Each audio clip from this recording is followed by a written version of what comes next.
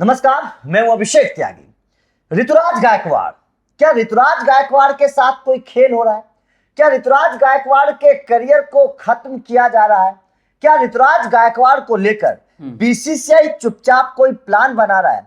क्या ऋतुराज गायकवाड़ एक ऐसे खिलाड़ी हैं जिनके बारे में कहा जा रहा है कि जिनके साथ नाइंसाफी हो रही है? अब ये मैं क्यों कह रहा हूं, इसके ऊपर एक रिपोर्ट सामने आई है और रिपोर्ट जब आप सुनेंगे, जब आप उन आंकड़ों को देखेंगे तो आपके पैरों के नीचे से भी जमीन खिसक जाएगी और आप भी कहेंगे कि वास्तव में ऋतुराज गायकवाड़ के साथ नाइंसाफी हो रही है। वास्तव में ऋतुराज गायकवाड़ के साथ जिस तरीके से देखा उनके साथ हो रही है वो गलत है। ऋतुराज गायकवाड़ को मौका मिलना चाहिए। वास्तव में आप भी कहेंगे कि ऋतुराज गायकवाड़ के साथ बहुत बड़ा धोखा हो रहा है। ऋतुराज गायकवाड़ के साथ ऐसा नहीं होना चाहिए। अब पहले मैं आप लोगों को आंकड़े बता देता हूं, उसके बाद में ऋतुराज गायकवाड़ को लेकर चर्चा करेंगे। दरअसल आंकड़े क्या है?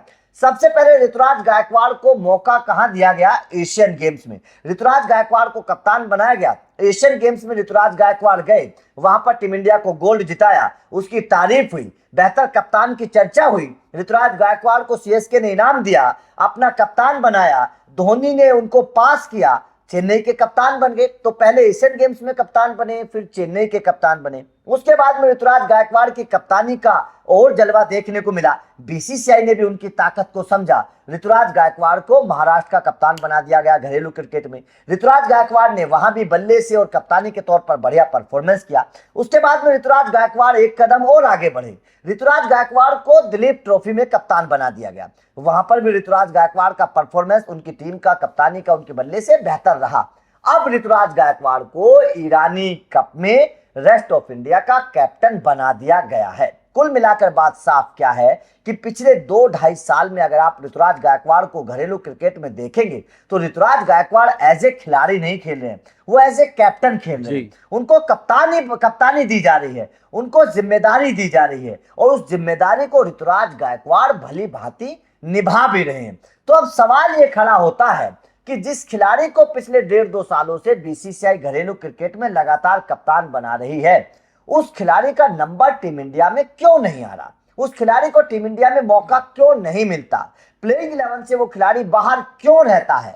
आखिर कब इस खिलाड़ी को मौका मिलेगा? और बीसीसीआई का ऋतुराज गायकवाड़ को लेकर क्या प्लान है, ये जानना आपके लिए बेहद जरूरी है। अभिषेक मेरे साथ मौजूद है। अभिषेक, सबसे पहले मैं आपका रिएक्शन चाहता हूं कि किस तरीके से आप ऋतुराज गायकवाड़ को देख रहे हैं कि लगातार वो 4-5 सीरीज में कैप्टन बने हैं लेकिन टीम इंडिया में नहीं आ रहे। देखिए, ऋतुराज गायकवाड़ को जिस तरीके से कप्तान बनाया जा रहा है, पहले एशियन गेम्स में देखते हैं, सीएसके के लिए देखते हैं ईरानी कप, रणजी ट्रॉफी, यानी इससे एक चीज तो स्पष्ट हो जाती है, एक बात स्पष्ट हो जाता है कि बीसीसीआई कहीं ना कहीं ऋतुराज गायकवाड़ की लीडरशिप पे भरोसा कर रही है। उनके अंदर बीसीसीआई को वो चीज दिख रहा है जो एक कप्तान के अंदर हर कोई देखना चाहता है। मैनेजमेंट, अगर फ्रेंचाइजी की बात करें तो फ्रेंचाइजी भी, जैसे सीएसके की फ्रेंचाइजी ने कप्तान बनाया तो फ्रेंचाइजी भी पसंद कर रही है। तो फिर सवाल ये उठ रहा है, जब हर कोई पसंद कर रहा है, कप्तान बना रहा है, फिर टीम इंडिया के लिए उनके दरवाजे क्यों नहीं खुल रहे, क्यों नहीं आ रहे? तो जहां तक मैं देख पा रहा हूं, मुझे ऐसा लग रहा है शायद जो सारी मारामारी है, जो सब कुछ, जो सारी बातें हैं, शायद वो जगह को लेकर, वो पोजीशन को लेकर है। शायद टीम इंडिया में अभी जिस पोजीशन पे खेलना शायद सूट करता है ऋतुराज गायकवाड़ को, शायद वो पोजीशन खाली नहीं है। इस वजह से मुझे लग रहा है शायद गायकवाड़ को थोड़ा रुकना पड़ सकता है, 1-2 खिलाड़ी के रिटायरमेंट तक का वेट करना पड़ेगा। बिल्कुल, देखिए ऋतुराज गायकवाड़ की उस पर भी चर्चा करेंगे कि बीसीसीआई का क्या प्लान है, लेकिन मैं उससे पहले आपको एक बता देता हूं कि देखिए, आपने पोजीशन की बात करी। पोजीशन में आपने बोला क्योंकि ऋतुराज गायकवाड़ ऊपरी क्रम के बल्लेबाज ओपनिंग करते हैं मोस्टली, नंबर 3 पर भी हालांकि खेलते थे, 4 पर भी खेल सकते हैं, लेकिन ऊपर ही ज्यादा खेलते हैं। तो ऊपरी क्रम पर इस वक्त यशस्वी जायसवाल को टीम इंडिया कर रही है, वो बढ़िया कर भी रहे हैं। शुभमन गिल ओपनर से नीचे नंबर 3 पर आ गए हैं टेस्ट क्रिकेट में, व्हाइट बॉल क्रिकेट में तो ओपन ही कर रहे हैं। तो क्या आपको लगता है कि अभी तो टीम इंडिया यशस्वी जायसवाल और शुभमन गिल पर भरोसा जता रही है, तो ऋतुराज गायकवाड़ का क्या वास्तव में रास्ता मुश्किल है? देखिए, जिस तरीके से अगर हम T20 एक फॉर्मेट की हम बात करते हैं, T20 की सबसे पहले बात करते हैं, रोहित विराट वहां से रिटायरमेंट ले चुके हैं, यानी स्लॉट खाली हो चुका है। तो वहां मैं देखना चाहूंगा, मैं चाहता हूं, अगर इतना भरोसा आप गायकवाड़ के ऊपर जता रहे हैं तो एटलीस्ट उस फॉर्मेट में तो आप गायकवाड़ को चांस दे सकते हैं। अगर आपके पास आप गिल और यशस्वी के साथ अगर ओपन करते हुए जा रहे हैं, नंबर 3 पे गायकवाड़ को आप चांस दीजिए अब तो विराट भी नहीं है ना अब तो T20 विराट भी में, नहीं है, हाँ, तो सही बात नंबर 3 पे आप गायकवाड़ को चांस दे सकते हैं अगर आपको यशस्वी, गिल और गायकवाड़ टॉप 3 T20 के धुरंधर है। ऐसा नहीं है गायकवाड़ के अंदर कोई कमी हो, इस फॉर्मेट के गायकवाड़ बहुत अच्छे खिलाड़ी माने जाते हैं, तेज तर्रार पारी है उनके अंदर, उनके अंदर ऐसा नहीं है कि विकेट थ्रो करके चले जाते हो एंड टाइम पे, गेम की समझ है ऋतुराज गायकवाड़ के पास, तो वहां आप चांस दे सकते हैं। इसके अलावा रही बात ओडीआई की और टेस्ट की, तो मुझे लग रहा है शायद इस फॉर्मेट में रोहित विराट के शायद रिटायरमेंट का, शायद खास कर रोहित शर्मा के रिटायरमेंट का मुझे लग रहा है बीसीसीआई वेट कर रही हो। अगर रोहित चले जाते हैं इसके बाद वो स्लॉट खाली होता है, तो मुझे लग रहा है कि ओडीआई क्रिकेट में ऋतुराज गायकवाड़ की जल्द वापसी हो सकती है, इसका शायद वेट हो रहा है। देखिए बिल्कुल आपकी बात ठीक है, क्योंकि मौका मिला, व्हाइट बॉल क्रिकेट के अच्छे खिलाड़ी हैं, हमने देखा है ऋतुराज गायकवाड़ को, आप आईपीएल में देख रहे शतक है उनके, तो बहुत अच्छी शुरुआत भी देते हैं, तो बिल्कुल आपकी बात ठीक है। अगर आपको ओपनर के तौर पर नहीं खिलाना है, वैसे तो मुझे ऐसा लगता है, हालांकि मुझे नहीं लगता कि कितने दर्शक मेरी इस बात से संतुष्ट होंगे कि जब टेस्ट क्रिकेट में आप शुभमन गिल को नंबर 3 पर खिला रहे हैं, तो वनडे और T20 में क्यों नहीं खिला सकते? T20 देखिए नंबर 3 हमने विराट कोहली को देखिएगा, आप इसका मैं एग्जांपल दे रहा हूं विराट कोहली के तौर पे।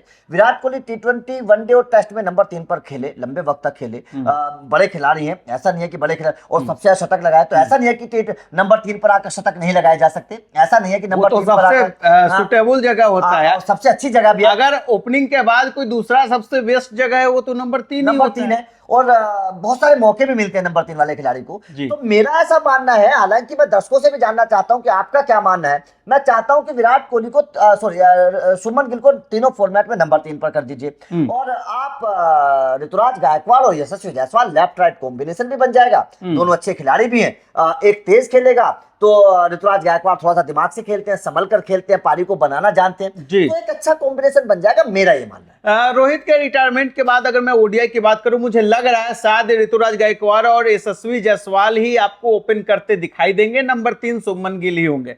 T20 में इस वक्त मैनेजमेंट क्या सोच रही है मुझे नहीं पता, लेकिन मुझे ऐसा लग रहा है T20 में भी आप जायसवाल और गायकवाड़ के साथ जा सकते हैं, गिल वहां आपके नंबर 3 हो गए, सूर्या को नंबर 4 पर खिला दीजिए, सूर्या नीचे, ऐसे भी 4 पे खेलते भी है सूर्या, मुंबई इंडियंस के लिए हमने देखा है। बिल्कुल। टेस्ट क्रिकेट की बात करें तो टेस्ट में भी मुझे लग रहा है शायद इंतजार हो रहा है रोहित के रिटायरमेंट। टेस्ट में तो नंबर 4 पर ऋषभ पंत आ गए, टेस्ट में ऋषभ पंत नंबर 4 है, टॉप 3 में आप गायकवाड़ को यानी चांस दे सकते हैं, रख सकते हैं। तो सवाल फिर वही उठ रहा है ना, अगर हर जगह कप्तान बना रहे हैं आप ऋतुराज गायकवाड़ को, तो और कोई मुझे वजह नहीं लग रहा है कि टीम इंडिया के लिए जो हमारा सवाल था दरवाजे क्यों नहीं खोल रहे हैं, यही लग रहा है, यही टेस्ट में और ओडीआई में शायद इन दोनों के रिटायरमेंट का शायद इंतजार बीसीसीआई कर रही हो।